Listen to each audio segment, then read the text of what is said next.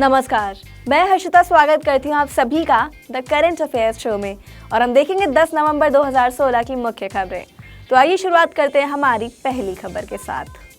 केंद्रीय वित्त मंत्री अरुण जेटली ने घोषणा की है कि आज से बैंकों एवं डाकघरों में 500 एवं 2000 रुपए के नोटों की नई श्रृंखला उपलब्ध होगी और यह आश्वासन दिया है कि आने वाले दिनों में नए नोटों की पर्याप्त उपलब्धता होगी। आर्थिक मामलों के सचिव शक्तिकांत दास ने 10 नवंबर को घोषणा की है कि सरकार कुछ महीनों में नया रंग संयोजन और डिजाइन के साथ 1000 रुपए के नोट की शुरुआत करेगी।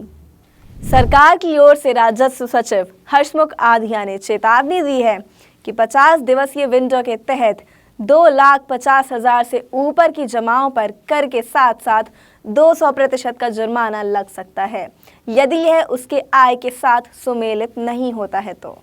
केंद्रीय संचार राज्य मंत्री मनोज सिन्हा की अध्यक्षता में 2 दिवसीय ब्रिक्स संचार मंत्रियों की दूसरी बैठक आज से बंगलुरु में शुरू होगी। और अब हम चर्चा करते हैं कुछ महत्वपूर्ण नियुक्तियों पर। टाटा सन्स ने साइरस मिस्त्री के स्थान पर इशात हुसैन को टाटा कंसल्टेंसी सर्विस के अध्यक्ष के रूप में नियुक्त किया है। मिस्त्री को पिछले महीने ही बर्खास्त कर दिया गया था। हुसैन ने 1 जुलाई 1999 को कार्यकारी निदेशक के रूप में टाटा सन्स के बोर्ड में शामिल हुए थे। अप्रैल 2005 में हुसैन को व्यापार बोर्ड के सदस्य के रूप में नियुक्त किया गया था। 4 भारतीय मूल के अमेरिकियों का एक रिकॉर्ड संख्या बुधवार को अमेरिकी कांग्रेस के लिए निर्वाचित किया गया है। विजेताओं में कैलिफोर्निया से 2 बार अटॉर्नी जनरल रही कमला हैरिस और प्रमिला जयपाल शामिल हैं। वे पहली भारतीय अमेरिकी महिला हैं जो अमेरिकी प्रतिनिधि सभा के लिए चुनी गई। राजा कृष्णमूर्ति भी प्रतिनिधि सभा के लिए चुने गए हैं, जबकि रो खन्ना भी कैलिफोर्निया से निर्वाचित हुए हैं। ट्विटर कंपनी के chief operating officer COO Adam Ben ने कंपनी छोड़ने का निर्णय किया है, जो इस माइक्रो ब्लॉगिंग वेबसाइट के राजस्व व्यवसाय के प्रभारी थे। कंपनी के एक सूत्र के अनुसार कंपनी के मुख्य वित्तीय अधिकारी एंथनी नोटो COO के रूप में पदभार ग्रहण करेंगे। और अंत में हम करते हैं एक महत्वपूर्ण प्रक्षेपण पर चर्चा।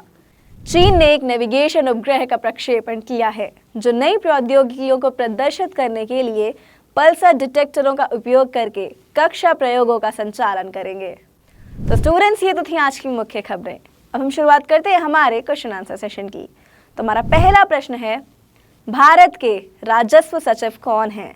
तो भारत के राजस्व सचिव हैं हर्षमुख आधिया। और न्यूनतम राशि कितनी है जिसको जमा करने पर कोई जुर्माना नहीं लगेगा? तो न्यूनतम राशि है 2.5 लाख रुपए, यानी कि 2.5 लाख रुपए। हमारा अगला सवाल है, किस शहर में ब्रिक्स संचार मंत्रियों की दूसरी बैठक शुरू होगी? तो वो शहर है बंगलुरु। और संचार राज्य मंत्री कौन है? तो संचार राज्य मंत्री हैं मनोज सिन्हा। अब हम देखते हैं हमारा अगला सवाल, साइरस मिस्त्री के स्थान पर टाटा कंसल्टेंसी सर्विसेज के अध्यक्ष के रूप में किसे नियुक्त किया गया है? तो वो है इशात हुसैन। और अब हम बढ़ते हैं हमारे अगले सवाल की ओर। ट्विटर के COO यानी कि चीफ ऑपरेटिंग ऑफिसर का क्या नाम है जिन्होंने अपने पद से त्यागपत्र दे दिया है? तो ट्विटर के COO जिन्होंने अपने पद से त्यागपत्र दे दिया है वो है एडम बेन।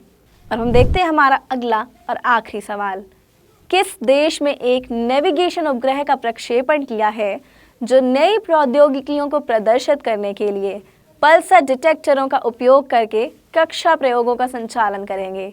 तो वो देश है चीन। तो स्टूडेंट्स, फिलहाल के लिए इतना ही। आइए अब एक नजर डालते हैं आज की मुख्य सुर्खियों पर।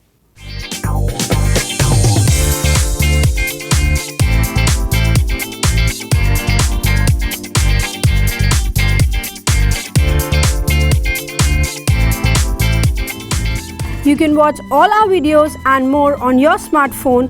All you need to do is download the Adda 247 app from Google Play Store.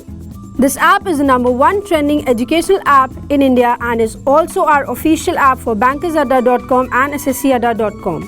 You can visit our website bankersadda.com, hit the subscribe button on our YouTube channel and like our Facebook page for the latest updates. We look forward to your views and comments.